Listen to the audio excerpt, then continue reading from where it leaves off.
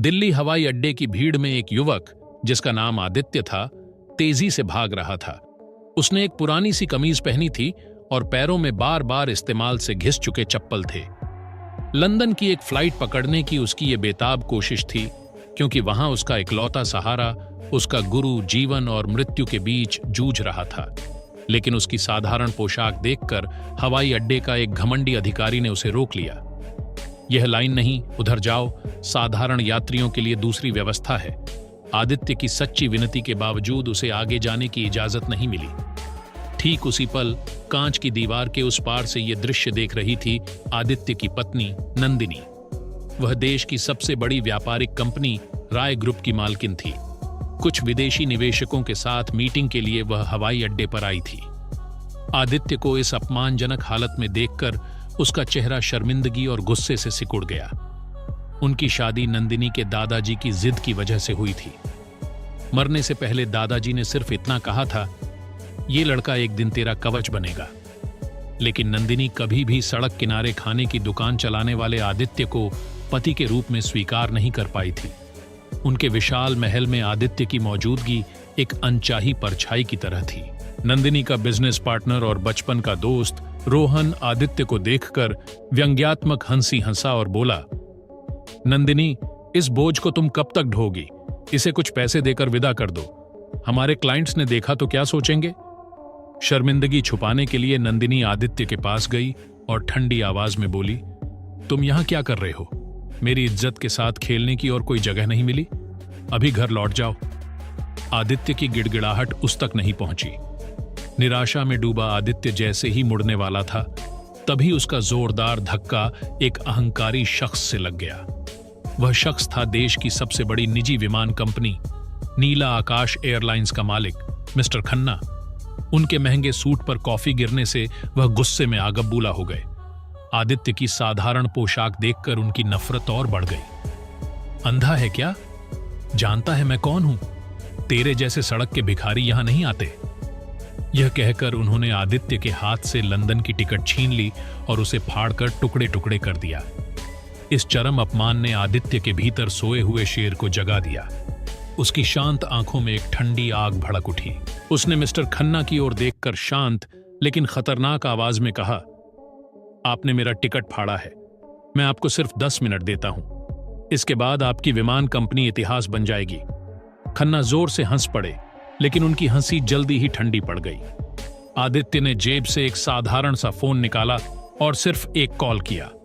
अविश्वसनीय रूप से ठीक 10 मिनट बाद हवाई अड्डे के घोषणा सिस्टम और न्यूज चैनलों पर ब्रेकिंग न्यूज छा गई। धोखाधड़ी और भारी वित्तीय अनियमितताओं के कारण नीला आकाश एयरलाइंस का लाइसेंस तुरंत रद्द कर दिया गया है और उनकी सारी संपत्ति जब्त करने की प्रक्रिया शुरू हो चुकी है। खन्ना का चेहरा सूख गया। वह डर से कांपते हुए आदित्य के पैरों में गिर पड़ा। उसी वक्त काले सूट में कुछ लोग आए और आदित्य के चारों ओर सुरक्षा घेरा बना लिया। उनके नेता रमेश अंकल, एक बुजुर्ग शख्स, आदित्य के सामने आए और सिर झुकाकर बोले, छोटे साहब, आपके लिए खास विमान की व्यवस्था हो चुकी है। गुरुजी की हालत स्थिर है, लेकिन वह आपका इंतजार कर रहे हैं। दूर से नंदिनी और रोहन ये दृश्य देखकर सन्न रह गए। देश के सबसे प्रभावशाली लोगों में से एक रमेश अंकल, जिसे बड़े बड़े उद्योगपति सम्मान देते हैं, वह इस साधारण से आदित्य को छोटे साहब कहकर संबोधित कर रहा था।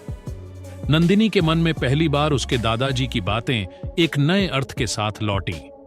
लंदन से लौटकर आदित्य फिर अपनी पुरानी जिंदगी में लौट गया। शहर के एक कोने में उसकी छोटी सी खाने की दुकान थी, जहां वह अपने हाथों से पकौड़े बनाकर बेचता था। उसकी यह साधारण जिंदगी एक गहरा रहस्य छुपाए हुए थी। हवाई अड्डे की घटना के बाद से नंदिनी के मन में एक तूफान सा चल रहा था। उस रात जब वह थकी हुई और टूटी हुई वापस घर लौटी तो रात गहरी थी। चारों ओर सन्नाटा। सिर्फ उनके विशाल घर की रसोई के एक कोने में एक टिमटिमाती रोशनी जल रही थी। उत्सुकता में वह वहां गई और देखा कि आदित्य शांति से रोटी बना रहा था और सब्जी गर्म कर रहा था। नंदिनी गुस्से में कुछ कहने वाली थी, तभी उसने देखा कि आदित्य उस खाने को घर के बुजुर्ग चौकीदार के लिए पैक कर रहा था, जिसकी तबीयत कुछ दिनों से ठीक नहीं थी। चौकीदार संकोच में कुछ मांग नहीं पाया था, लेकिन आदित्य ने उसका ख्याल रखा।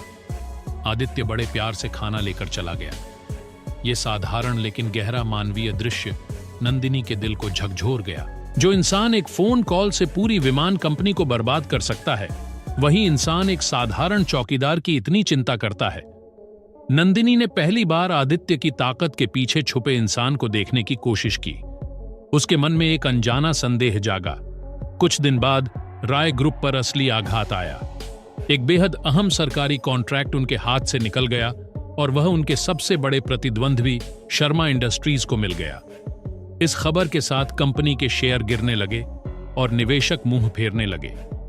नंदिनी अपने दादाजी के बनाए साम्राज्य को बचाने के लिए दिन रात एक कर रही थी, लेकिन कोई रास्ता नहीं सूझ रहा था।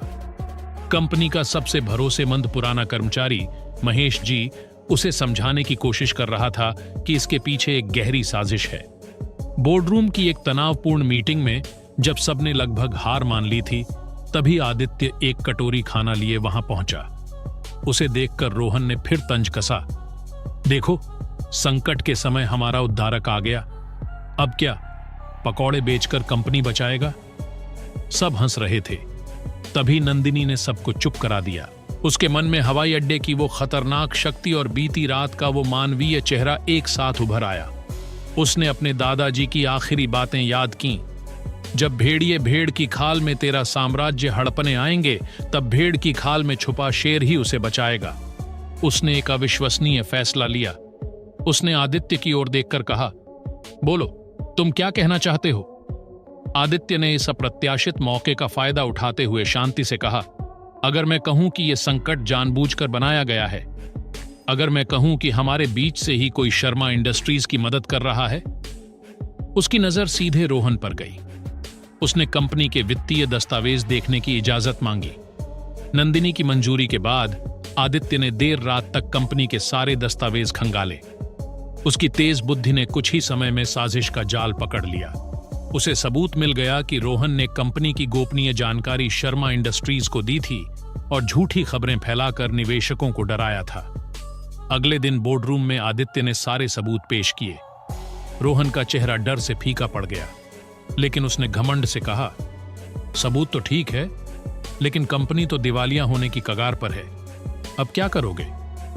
आदित्य मुस्कुराया और बोला, समाधान बहुत आसान है।